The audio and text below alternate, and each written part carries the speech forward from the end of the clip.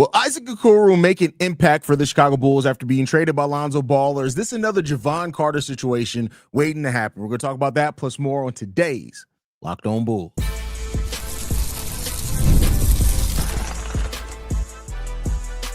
You are Locked On Bulls, your daily Chicago Bulls podcast. Part of the Locked On Podcast Network, your team every day.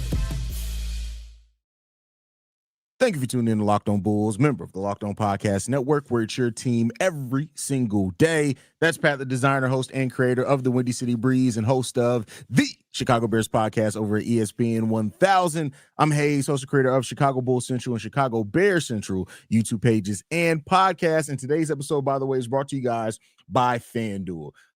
Football season is now here and right here. You can bet just $5, and if your bet wins, you get $300 in bonus bets. Download the FanDuel app at FanDuel.com to get started.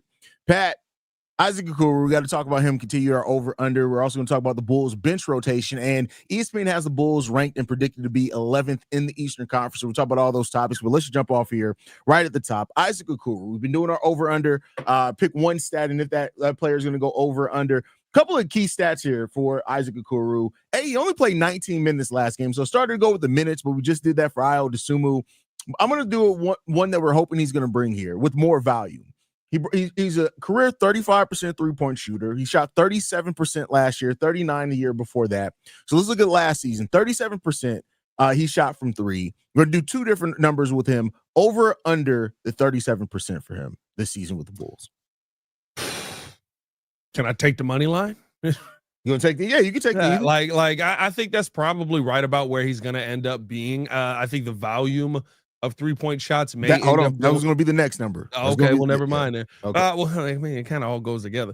Okay, well, let's talk about it. So the last year, 2.7 3-point attempts per game. I think it's important to talk on this team with the rate that we take threes and the style that's probably going to go up. So even if the percentage does stay the same, it's pretty solid there. So let me ask you that: 2.7 attempts, over under for that for Isaac Okoro. I would take the over on that. Not to say he's going to be at like 7 or something crazy, but I think you probably round out at about 4.5 a game, somewhere in there. And the reason being just because we've seen in this Billy Donovan offense that wing is always open. Like it's always, we just don't have anybody that can shoot that shot. Remember, all of a sudden Kevin Huerter showed up. We were like, a 3-point shooter. What a novel concept for this style of offense. Like, nobody thought of this. Normally it's Dalen Terry, or at times it was Patrick Williams, right? Like, that's a position where you truly can have a ton of open looks. And it's one that I think, if you're talking about Isaac Okoro entering the starting lineup as that 3 and/or, somebody else being there, that's always going to be a spot that finds its way open in the corner. And you just need somebody that can consistently knock those shots down. Now, if he stays right around that 37% mark for me, I think that's going to give you a ton this season, because now you truly do have that 3 and D wing. And we'll see. I know that we let Peter Patton go, so we don't have our shooting coach anymore, but we'll see if that truly is going to affect the team moving forward this season.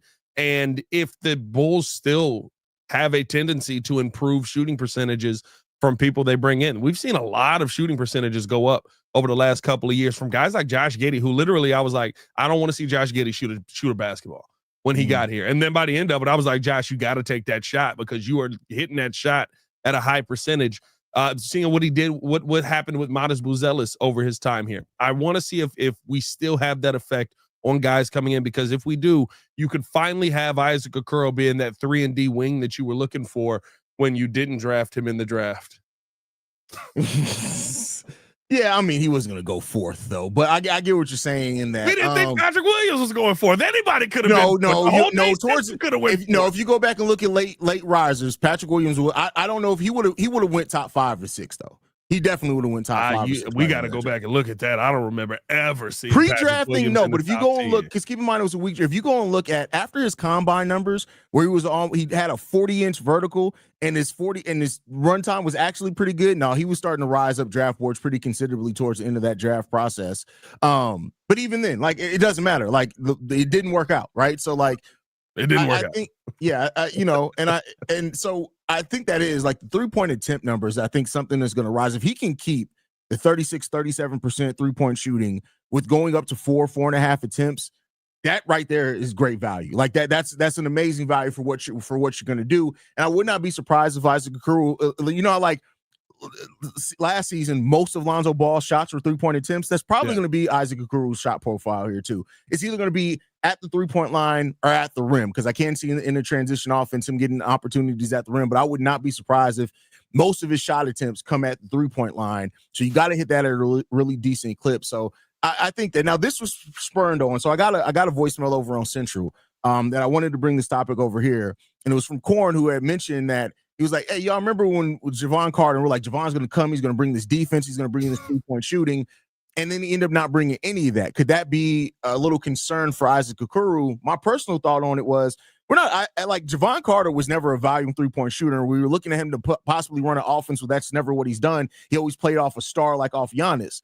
I think with Isaac Okoro, it's a little bit more tangible because we're just asking him to do the things he's already done somewhere else, just at a little bit higher of a clip. How do you feel about that, Pat? Isaac Okoro 6'5". That means that you can't only guard one position. So I'm not worried about the defense not being there at all. Javon Carter was brought over, and the excitement around him was he can be somebody who can shut down guards. And that was it. Isaac Okoro can play 1 through 3 at a minimum, and you feel pretty good about his defensive ability in those situations. And so for me, I don't have that concern. I don't expect Isaac Okoro to be a scorer. I'm not looking for Isaac Okoro to come in. The thing with Javon Carter was when Javon Carter came in, if I'm not mistaken, wasn't he shooting like 43 or 44%? Like something ridiculous. Like he was coming off an elite three-point shooting spur in the most amount of games he had ever played in Milwaukee or something like that. And so you were kind of looking for him to come in and be this elite level three-point shooter that could also go out there and guard somebody you knew was coming off of the bench. I don't have that expectation for Isaac Okoro. The three-point shot will be nice if it does happen here. I would like to maintain that, but he wasn't taking 6 threes a game over in where was he at? Cleveland. Yeah. He was like 3 threes a game, and every now and then, like those were his 3 shots for the day. Yeah, and you're right. Javon Carter was coming off a year. He played 81 games for Milwaukee before we signed him, and was shooting 42% from 3, taking 4 attempts per game. That's crazy. So that's crazy. That's so sad. Yeah. Guaranteed that man a contract. Whereas, like with Isaac Okoro, we're just looking for him to do. I just want him to guard people. I don't care about nothing else. Just guard people. Yeah, and I mean, Kevin Huerter make Lonzo Ball. Even with that, like Isaac Okoro's been pretty consistent. He did have the one extremely hot year where he started most of the games where he shot 39% from 3 on over 3 attempts per game. But when you look at his three-point shooting numbers, they've been basically around 1 to 2% variance each year with about the same attempts. So there's a lot more kind of proven of him doing exactly what we need him to do here. And we're not looking to feature him or anything. That's why I said, like, most of his shots, I would not be surprised if we're talking about Isaac Okoro maybe having an 85% of his shots being assisted, because we're not going to look for him to do much creation on his own. It's just hit the open shots that Coby, Giddey, Trey Jones get for you. I'm be honest with you. I'm really just looking for you to guard. I don't expect him to be in the starting lineup. I think you're going to have somebody more offensive in the starting lineup, but I don't. He's a body. He's a defensive body. Like, this is how teams used to be built. You had a dude that was good at one thing, and you put him out there to do that. Like, I have zero expectations outside of defense for Isaac Okoro. I'm not expecting him to go out there and shoot the 3. If you got an open look and you can knock it down, great. That's a plus. I'm not expecting him to have the ball in his hands trying to run anything. Go sit your butt down. Yeah. I need you out here to guard people that are really good at shooting the 3 and bring those percentages down like you did in Cleveland the first couple of years. On the defensive end, he was one of the guys who on perimeter defense who was really good at forcing guys 3-point percentages to go the wrong direction. That's what I need to see. That's all I care about. I don't care about nothing else. They're going to go more offense at the 3.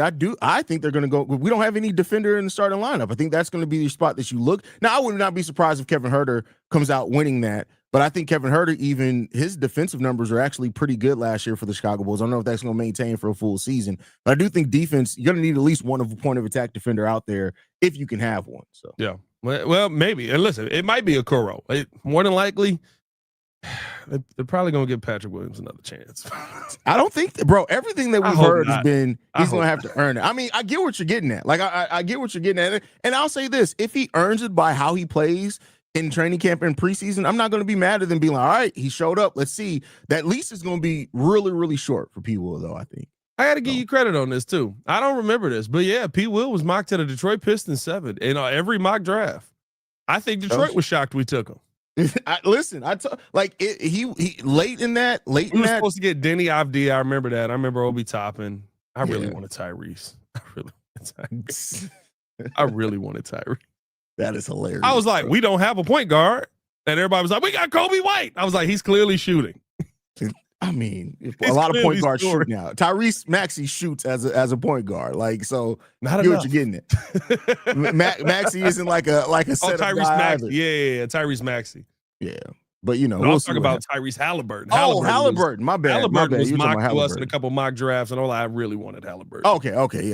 My bad. My mind there was too many Tyrese's in them. Yeah. But all right, next up, we're going to be discussing the Bulls bench rotation, which Isaac Okoro could be a part of if Pat is right there. We're going to get into that, but first, we got to get into a message from FanDuel. The NFL season is now here, and FanDuel is making sure that you're ready for each game with a can't-miss offer. Right now, new customers can bet just $5, and if your bet wins, you get $300 in bonus bets to use across the app. I love using FanDuel because it fits however you like to bet. Player props, building a same-game parlay, or even jumping in live as the action unfolds. It makes every game more exciting, whether you're watching your team or just keeping an eye on your fantasy lineup. It's quick, easy, and the best way to add a little more energy to Sundays. So you ready to play? Download the FanDuel app now by visiting FanDuel.com to get started. That's FanDuel.com to place your first $5 bet. More Locked On Bulls coming up next. All right, Pat. So you mentioned that you see offense in the starting five. So I wanted to ask about that bench rotation and how confident you are in that bench rotation. So just to lay it out, you think Kevin Huerter is still going to be the starter there at the 3? So the same starting 5 we finished last season with? Yeah. I feel like Kevin Huerter gets that opportunity, even if it's just like you want to move him. I think the relationship that he had with Josh Giddey by the kind of the end of the year, like you were starting to see him hit that stride. That's something you want in your starting lineup, in my opinion. No, and that's completely fair. So assuming we have the same starting 5, that leaves Io, who we think is going to have a pretty large role. He always has a pretty large role under Billy Donovan. Zach Collins, Trey Jones. I think that's safe to say that those 3 are definitely in your bench rotation. So that gets you to your 8 there. With 9 or 10 man rotation is typically what you like, what Billy Donovan likes to have. So that leaves a mix of Isaac Okoro, Patrick Williams, Dalen Terry, Julian Phillips, Jalen Smith. 5 guys fighting over basically 2 spots into that rotation. How do you feel? What's your confidence level right now on that projected Chicago Bulls bench rotation? I mean, listen, I think you got a lot of different bodies that you can go with. And what I like is, you've got Trey Jones, you've got Dosunmu. Those are your two really good defenders that you can insert into the lineup and mix into the rotation. You also add Isaac Okoro in there. I feel like you've got all of the pieces that you need defensively, 1, 2, and 3 to swap in and swap out, especially.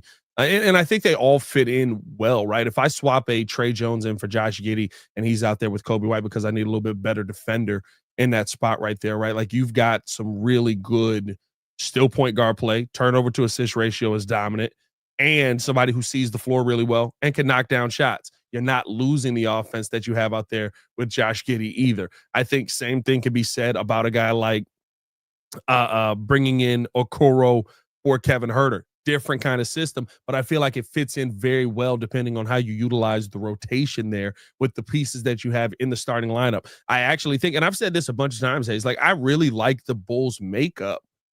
You just got to find a star. Like I really like the bench that this Bulls team has, because I think even with that, right, if you want to go Zach Collins playing more minutes, if you want to go Javon Carter, if you want to go, whoever it is that gets those, Javon Carter would be surprising. Even Patrick Williams, right, who gets those last couple of spots there. It really is a team that is built well around each other. The biggest problem is you don't have a star that's shown his prowess as of yet on this team that can put you over the top. But how this team was connected last season, I'm really excited to see, how some of the small additions you've made to this bench are going to play. And of course, what the rookie's going to be. I mean, you gotta include Noah Esingay in that rotation at some point, maybe not right away, but at some point you would assume that he's going to get some opportunity there.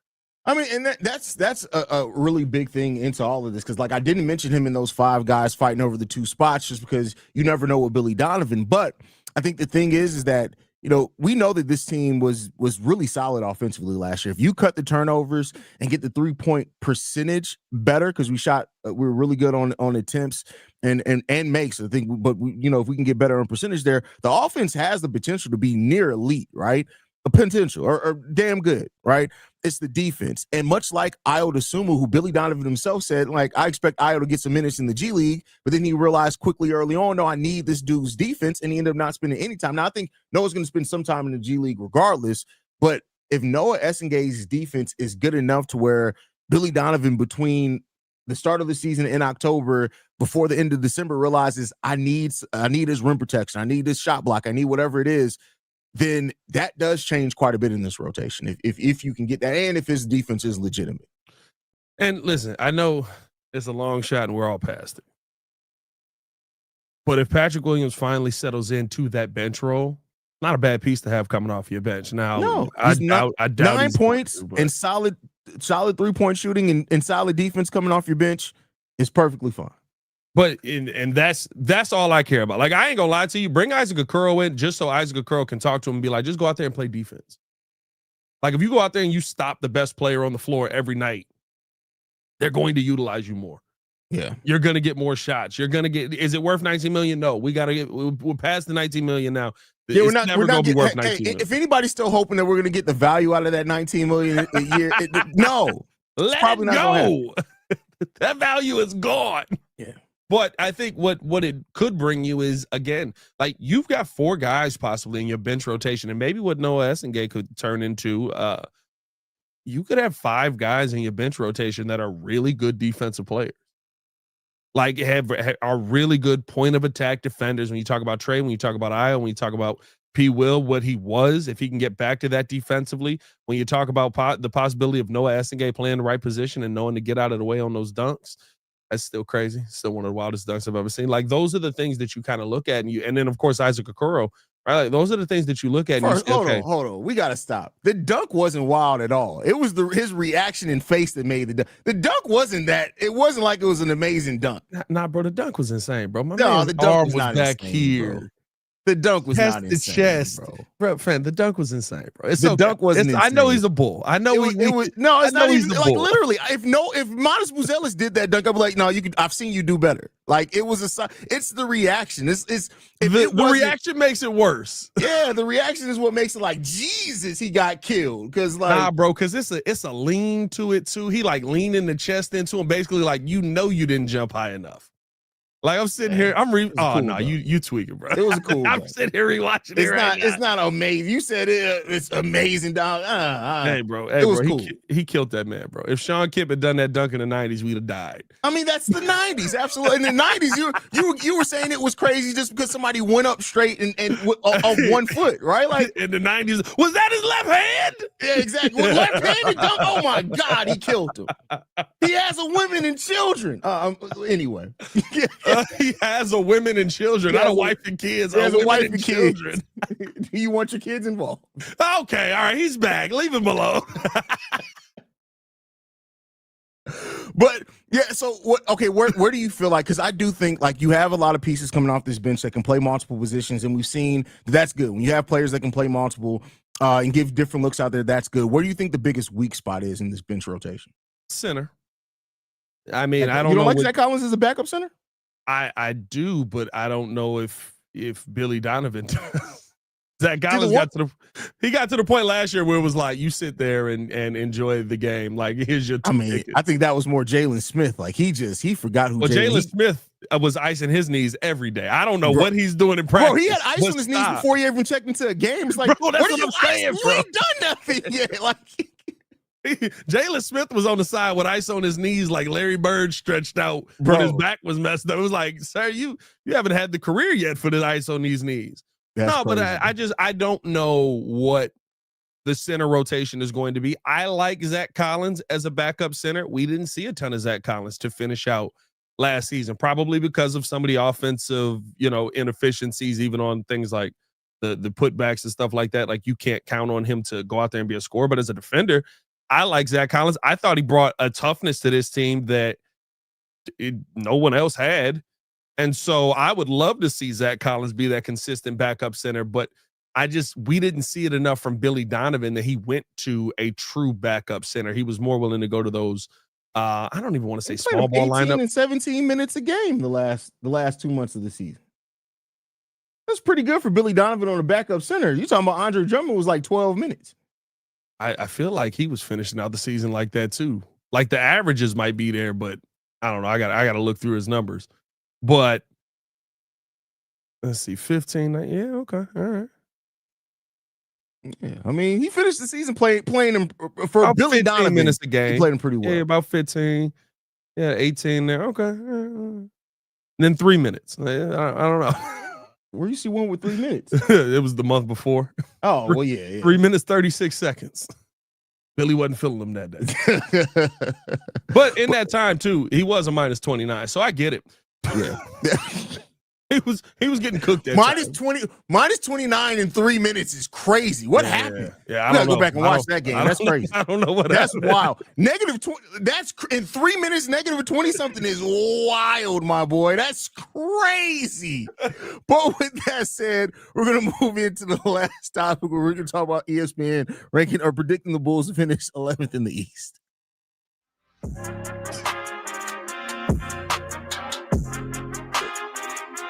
Bro, that's crazy. That was his plus minuses are terrible, bro. Like, I'm sitting here looking through these, like, in the games where he play a lot of minutes, he ain't good. Minus 12, minus 19, minus 22. What happened in these games during Zach Collins? 22 and 3 minutes bro, that's going to take me out, bro. Now I'm going to go back and watch I'm going to go back. We have that app where you can watch just the players' minutes. Yeah. I just got to watch his minutes. There's only 3 of them. I got to watch all 3.5 minutes of that game. How did they score plus 22? And then versus Philly, plus 41. Like, what the heck happened there? That's crazy. Anyway, that's wild. ESPN has predicted the Bulls to finish 11th in the Eastern Conference, Pat. That puts them outside of the play-in.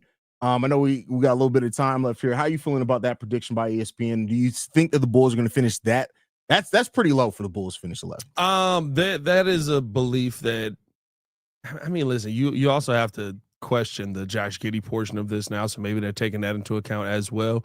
But that's a belief that nobody takes a step, essentially. That Modest does not get better, that Coby does not fit in with Giddey as well as he did the year before.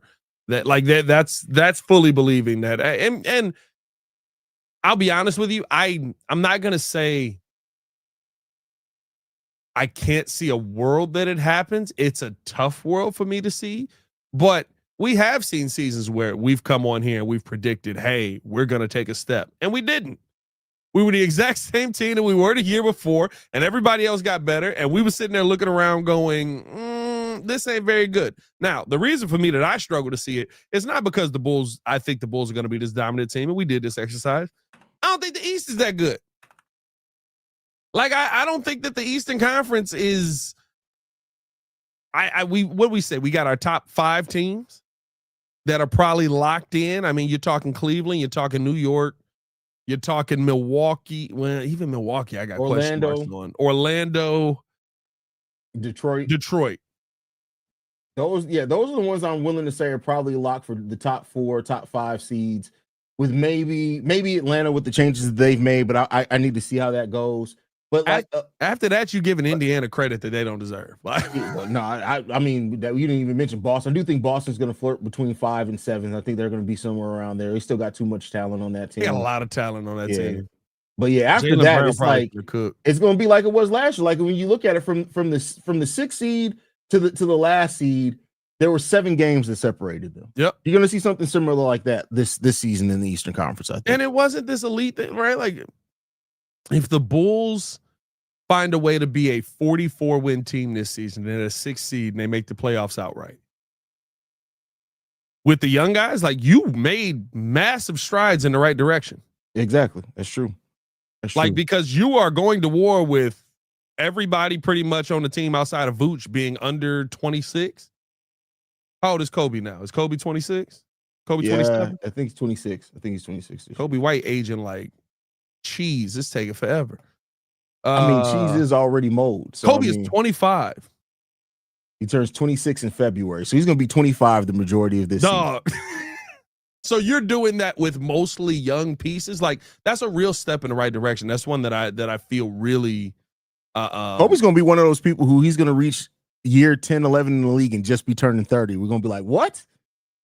He's gonna be Andre Drummond. And he got a baby face too. Like, if he ever cuts the beard, like, we're not gonna recognize Coby. We're gonna be like, oh God, there's a child. If Coby White ever shows up with cut hair and cuts the beard, bro, I'm gonna be like, what happened? Is everything okay at home? What's that going on? He did it one time. I think he did it like He cut his hair, but he still had the beard.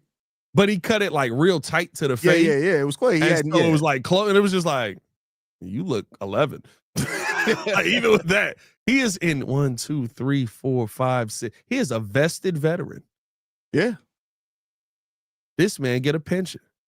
Anyway, that's hilarious, bro. No, like, for real, like, that's crazy to say. He is 25. He get a pension. He can leave right now and be paid for the rest of his day. Yeah, that's what Tony Snell was never able to get. Dang it, Tony. I just need to play one game. I just need to play one. He just had to. I love that he made a plea like, somebody just signed me. It just has to be one game, and I get my pension. And every NBA team looked around and was like, did y'all hear something? That is crazy. How many years did Tony Snell play? I feel like he played more than 6 years. I think it's also games played. Right? That's right. He didn't have the games played. Yeah, Tony Snell played 9 years. Wait, is the NBA pension 10? Maybe I'm thinking of the NFL pension. I don't know. Who knows? But you know, it's been a wild week of Chicago journalism. Pat, did you know that I could say that you have dyslexia and nobody will check me?